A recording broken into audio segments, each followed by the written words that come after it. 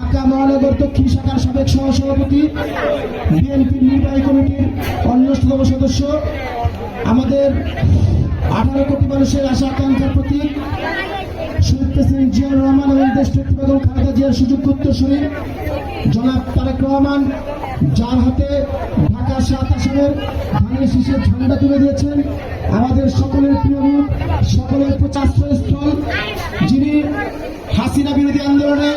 ঢাকা মহানগরের ছাত্রদল, যুবদল, স্বেচ্ছাসেবক দল সকল অঙ্গ সংগঠন সহ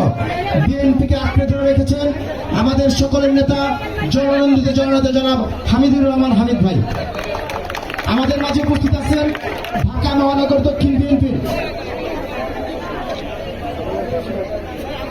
অন্যতম যুগ্ম আহ্বায়ক, সাবেক কাউন্সিলর জননেতা জনাব মোশাররফ হোসেন খোকন। আমাদের মাঝে আরো উপস্থিত আছেন বাংলাদেশ জাতীয়তাবাদী যুবদল